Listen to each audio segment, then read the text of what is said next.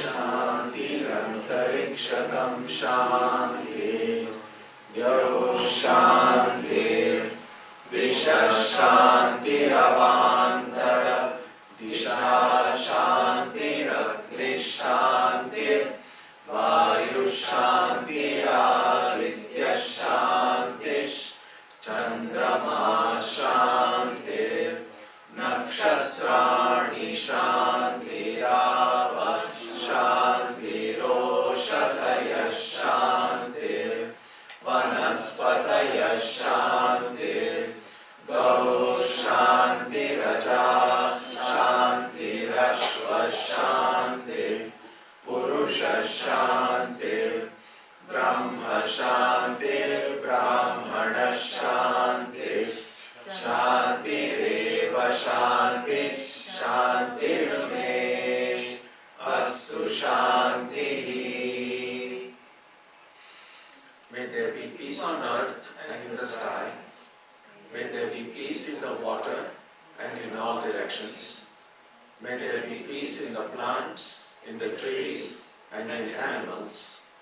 May there be peace in the hearts of all beings. May there be peace in everyone and in everything. Sarvedra sukhinas santu, sarve santu niramayaha, sarve bhadrani pashyantu, ma kaschit dukkha bhag bhaved, sarvastaratu durgani, sarvo bhadrani pashyatu, sarvasya buddhimapnotu, sarvatra nandatu. May all be happy and healthy. May all see what is good, and may no one experience misery. May all overcome their obstacles and acquire good tendencies. May people everywhere find joy and fulfillment.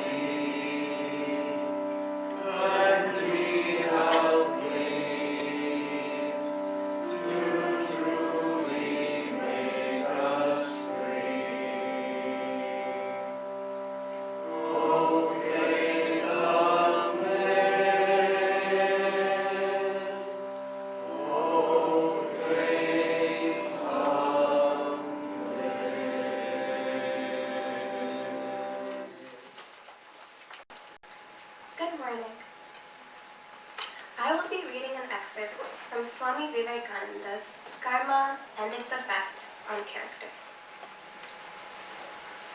Work for work's sake. There are some who are really the salt of the earth in every country, and who work for work's sake, who do not care for name or fame or even to go to heaven. They work just because good will come of it. There are others who do good to the poor and help mankind from still higher motives, because they believe in doing good and love good. The motive for name and fame seldom brings immediate results as a rule. They come to us when we are old and have almost done with life. If a man works without any selfish motive in view, does he not gain anything?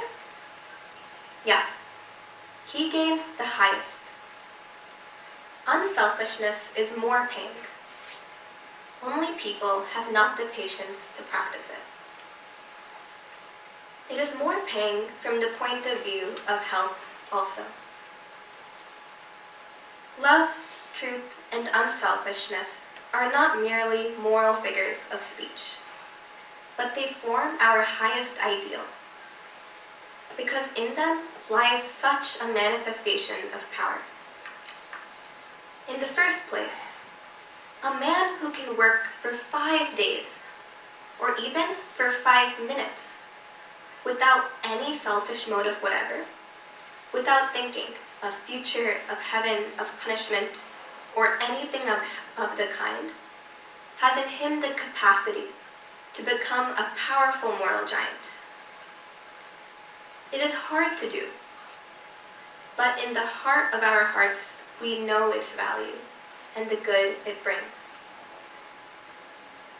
It is the greatest manifestation of power, this tremendous restraint. Self-restraint is a manifestation of greater power than all outgoing action. A carriage with 4 horses may rush down a hill unrestrained, or the coachman may curb the horses. Which is the greater manifestation of power, to let them go or to hold them? A cannonball flying through the air goes a long distance and falls. Another is cut short in its flight by striking against the wall, and the impact generates intense heat. All outgoing energy following a selfish motive is frittered away. It will not cause power to return to you. But if restrained, it will result in development of power. This self-control will tend to produce a mighty will, a character which makes a Christ or a Buddha. Foolish men do not know this secret. They nevertheless want to rule mankind. Even a fool may rule the whole world if he works and waits. Let him wait a few years. Restrain that foolish idea of governing, and when that idea is wholly gone, he will be a power in the world. The majority of us cannot see beyond a few years, just as some animals cannot see beyond a few steps. Just a little narrow circle. That is our world. We have not the patience to look beyond, and thus become immoral and wicked. This is our weakness, our powerlessness. Even the lowest forms of work are not to be despised. Let the man who knows no better work for selfish ends, for name and fame. But everyone should always try to get towards higher and higher motives and to understand them. To work we have the right, but not to the fruits thereof. Leave the fruits alone. Why care for results? If you wish to help a man, never think what that man's attitude should be towards you. If you want to do a great or a good work, do not trouble to think what the result will be. There arises a difficult question in this ideal of work. Intense activity is necessary. We must always work. We cannot live a minute without work. What then becomes of rest? Here is one side of the life struggle, work, in which we are whirled rapidly round. And here is the other, that of calm, retiring renunciation. Everything is peaceful around. There is very little of noise and show. Only nature, with her animals and flowers and mountains. Neither of them is a perfect picture. A man used to solitude, if brought in contact with the surging whirlpool of the world, will be crushed by it, just as the fish that lives in the deep sea water, as soon as it is brought to the surface, breaks into pieces, deprived of the weight of water on it that had kept it together. Can a man who has been used to the turmoil and the rush of life live at ease if he comes to a quiet place? He suffers, and perchance may lose his mind. The ideal man is he who, in the midst of the greatest silence and solitude, finds the intensest activity, and in the midst of the intensest activity, finds the silence and solitude of the desert. He has learned the secret of restraint. He has controlled himself. He goes through the streets of a big city with all its traffic, and his mind is as calm as if he were in a cave, where not a sound could reach him. And he is intensely working all the time. That is the ideal of Karma Yoga. And if you have attained to that, you have really learned the secret of work. Hare Krishna.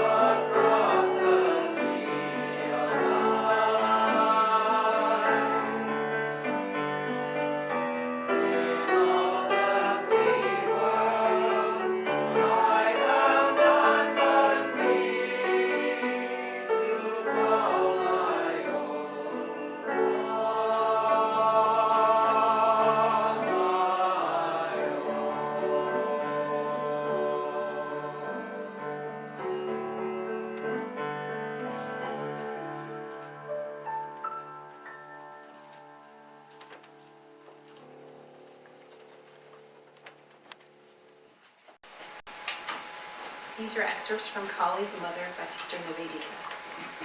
The story of Kali, written for baby Legate at Bali, Calcutta, Christmas, 1898. Baby darling, what is the very first thing you remember? Is it not lying on mother's lap and looking up into her eyes and laughing? Did you ever play hide and seek with mother? Mother's eyes shut and baby was not. She opened them and there was baby. Then baby's eyes shut and where was mother? But they opened again and oh. When mother's eyes were shut, where was she? There all the time, but you could not see her eyes.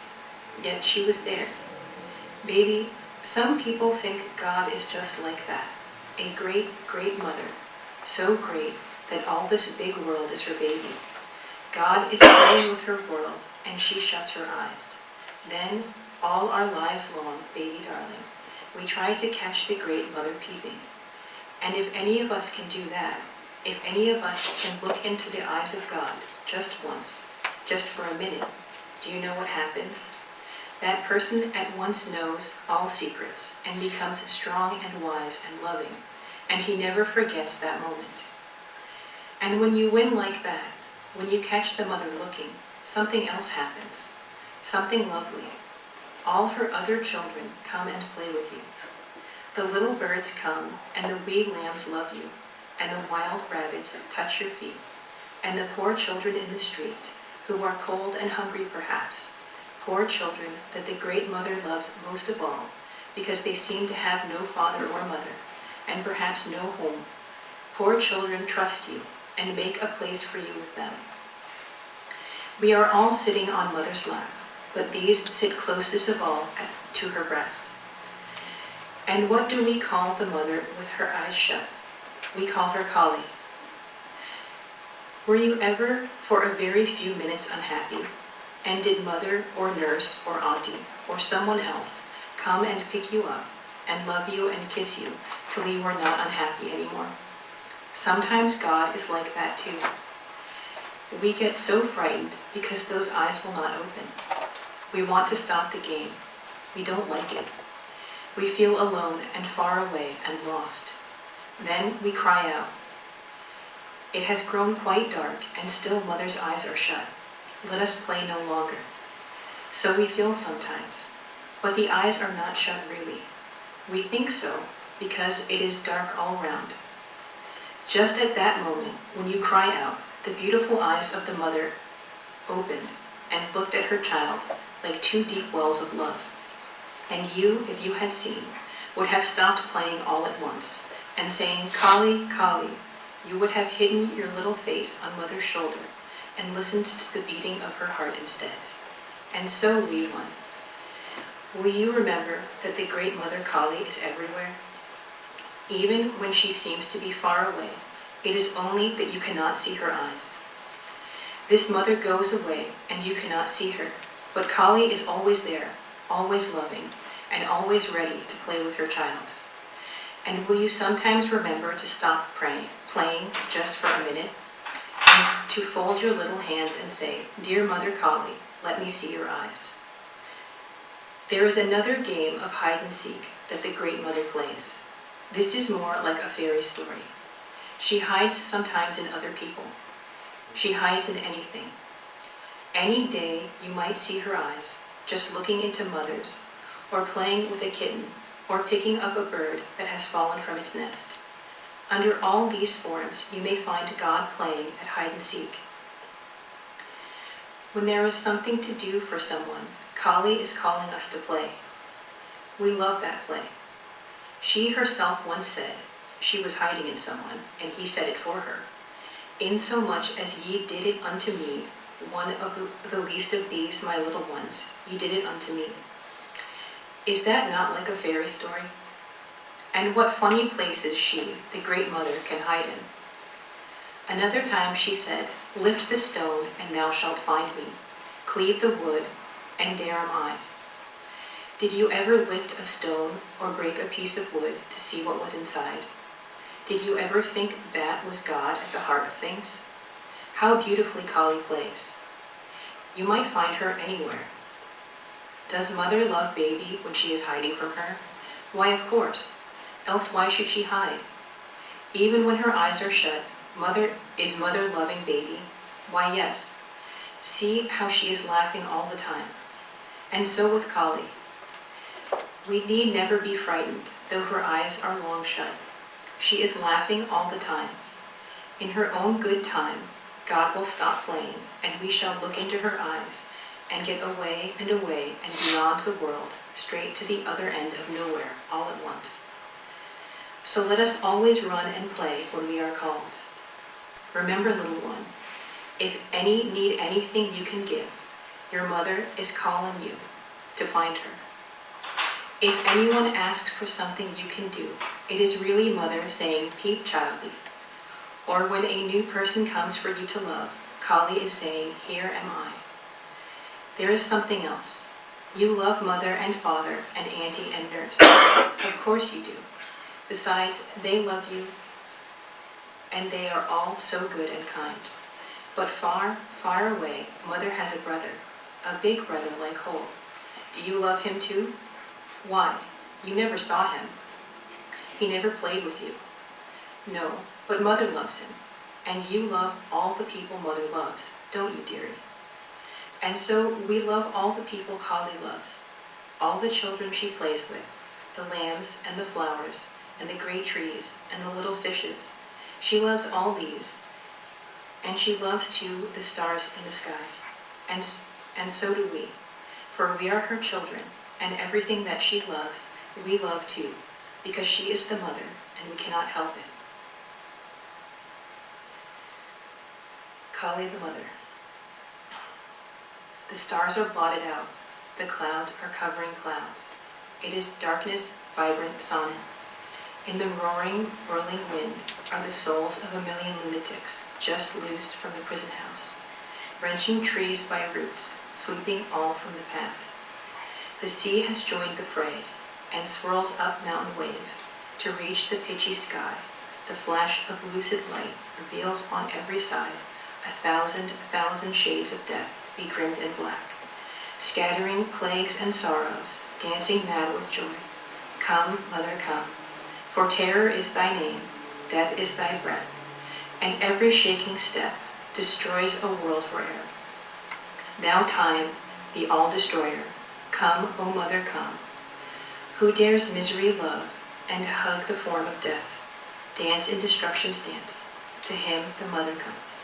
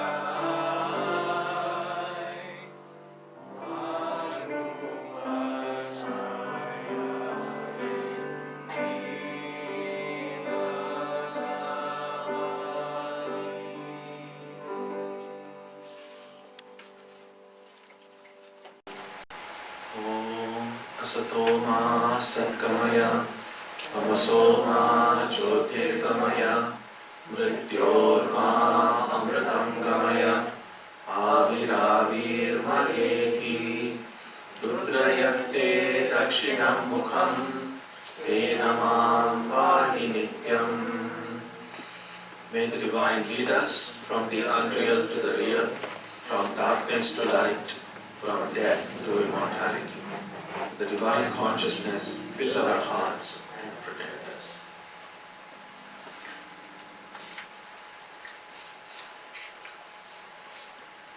Spiritual life can take many different forms in our lives. For some people, spiritual life might come in the form of philosophical inquiry. For some people, it could be in terms of love for God, devotion towards God. For some others, it could come from a deep interiority, the contemplative practices. And for some others, it could come in the form of service, selfless service to people around. And these four ways, sometimes they've been given the name yoga. That's how we have Jnana Yoga, Bhakti Yoga, Karma Yoga, and Raja Yoga. Irrespective of whichever form our own personal practice may take, we all have to work. No matter where we are, work becomes an integral part of our lives. And the trick about work is that our most common experience about work is the more we work, the more tired we get, the more stressed out we get. Which is why, of course, most of us look forward to a weekend, because that's the time we feel we don't have to work. Actually, most of us do a lot, not most of us, many of us do a lot more work on weekends than on weekdays. But somehow, it doesn't feel like work. And partly because for most of us who are working during weekdays, we feel that's the work I have to do, whether I like it or not, whether I'm in a mood for it or not. But on weekends, that's my time. I can do what I want, I may work even harder on weekends, but it's something I love doing, so I enjoy doing. And so the whole premise behind Karma Yoga is, if it's not the amount of work that I do, but my attitude towards work, how I see it, whether I love it, it's something mine, rather than it's a work being imposed on me by outside. So if I can somehow transform all the work that I have to do, not just on weekends, but even on weekdays, into something that I love, something that I enjoy doing, something that brings meaning to my life, then I will enjoy that work as much as I enjoy my weekends.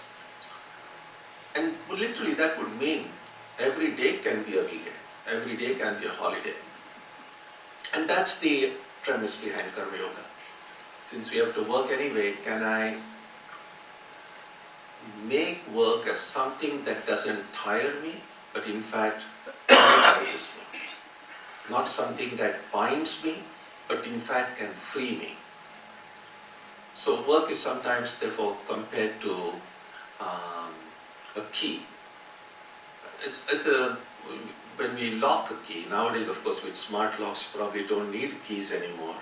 But if you remember, there used to be locks which needed keys at one time. That's what people will say after 50 years, I think. So a key is like that. You turn one way and it locks the lock. You put it the other way and it unlocks. Work is a little bit like that. If we do it the wrong way, which is what most of us are doing most of the time, of course it tires us. We feel exhausted, it stresses us out. But if we do it the right way, which is the yoga way, then that same work can not only not tire us, in fact will make us free. And that was the first reading we had today. That was a portion from Swami Vivekananda's Karma Yoga. And one of the things that is interesting, and it comes in the second chapter of the Gita, is about how can we experience activity and rest at the same time. And that's what I was basically referring to, that we feel that we are working during our working hours and the rest of the time we are resting. So work and rest now have gotten kind of divided by the time. During our working hours we are working, and maybe our relaxation hours we are resting, or on weekends we are resting, and so on. Is it possible to be working and experiencing rest at the same time? If we can do that, then we can be working all the time and resting all the time. And one way at least to begin to understand how this simultaneous work and rest is possible, it's helpful to then look at what exactly, or who exactly is working and who is at rest in me. Which then takes us back to the way in Vedanta this me is understood. And often, as we have seen before on many occasions, there is this visible part of me, there is the body, there is the invisible part of me, there is the, collectively you can call it the mind, which includes all the intellect and emotions, feelings and memories, everything that is not a part of my physical body. And then beyond them, both the body and the mind, is the Atman, the spirit, which is neither the body nor the mind. And so the way this is understood in the texts is that both the body and the mind are a part of the material world. They have to follow the laws of matter. But the spirit is not material. And because it is not material, it is not within the laws of the material world. Now, at present, somehow we are become both. There is a spirit, of course, which we are, but there is the body and mind, which somehow we feel that too we are. Now, all of our activities that we do are either physical activities, but thinking, feeling, remembering, these are all mental activities, but still an activity. So all the work that is done occurs either in the body or in the mind. And therefore, it is the body and the mind that get tired. At the end of the day, if we have really worked hard, then getting sleep becomes easy because the body is exhausted. Sometimes we may not be doing a lot of physical activity, but if the mind has been very active, that can be tiring also. And so, body and mind, they work, they need rest. What about the spirit? The spirit, it doesn't need anything, it's completely transcendent, and it's immaterial, not material, and so it doesn't need any rest. So what the book says that the spirit is always at rest. But now when we are busy, we don't feel we are at rest. And that is because I have gotten so much attached, so much clinging to my body-mind identity that as if I have lost touch with my spirit identity. And so if somewhere in the corner of our heart, if I keep this awareness that I am the spirit, not denying the body, not denying the mind, of course we cannot deny, that's what we're so connected with it.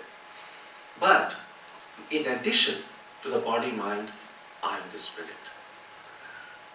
If simultaneously, if that awareness remains, we will see that things begin to look differently, things begin to feel differently.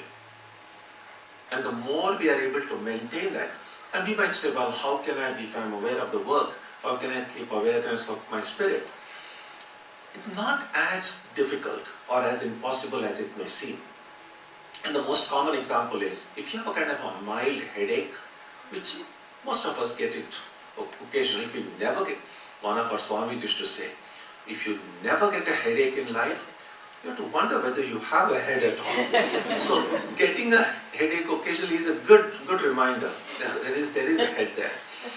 But we know, when we have a mild headache, it's not as if we just sit in a corner doing nothing.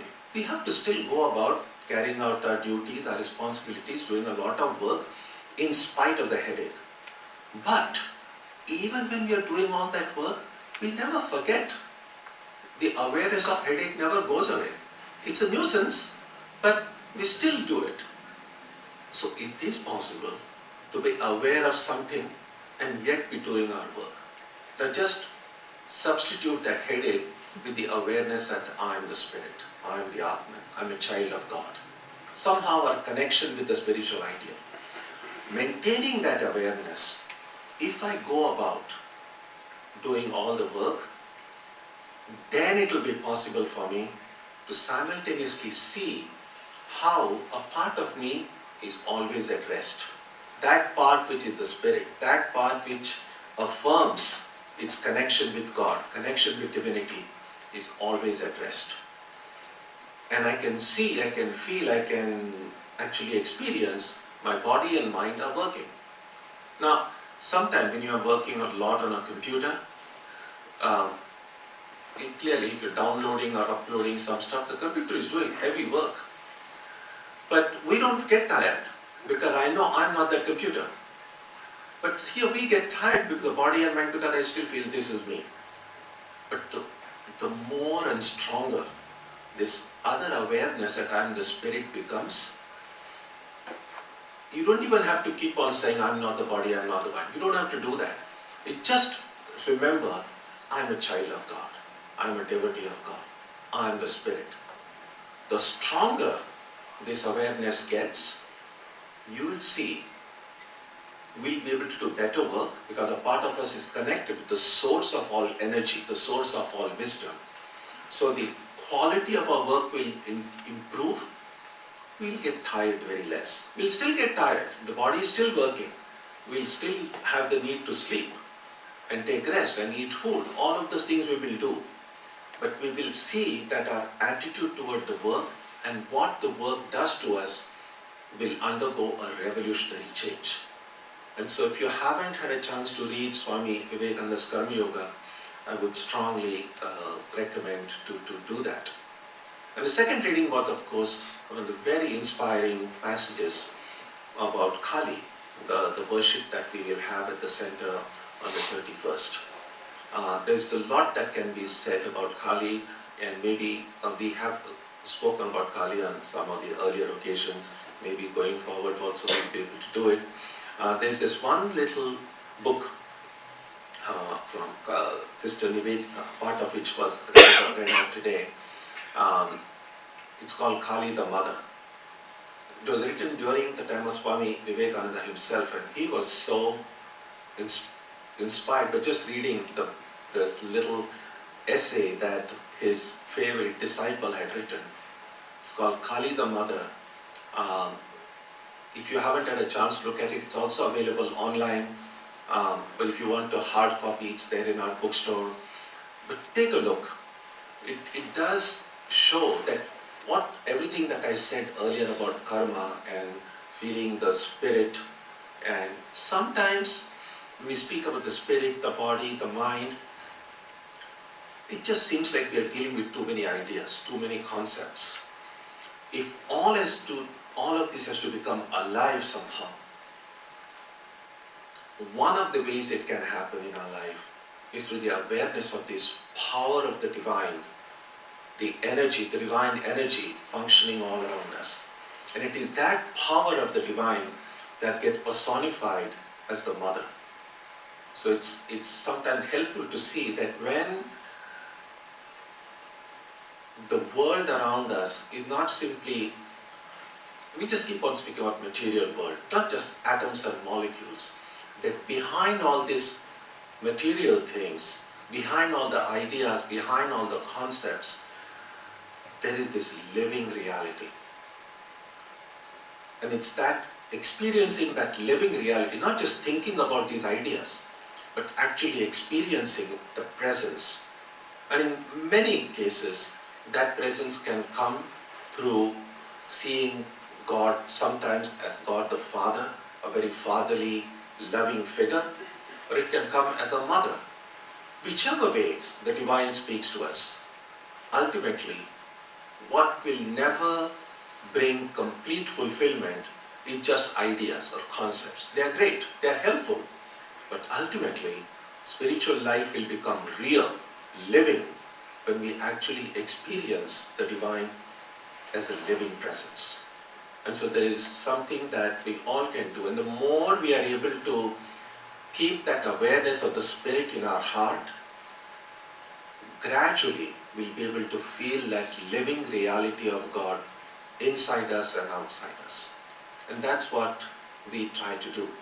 So even though many of you come once a week to the Vedanta Center or twice or thrice, somehow if we can gradually realize that religion and spirituality is not something only a once a week thing, or not something that can be specially remembered only on some special days or festival days. Yes, those days are helpful, but eventually what we want is that this reality become a living reality, that every day and ultimately every moment of our life can be spent in the presence of that reality. Because when that is held firmly in the heart, everything else in the world begins to make sense. Then all this sense of a kind of an alienation that people feel, or disconnection from the world or from their work, all of these things disappear.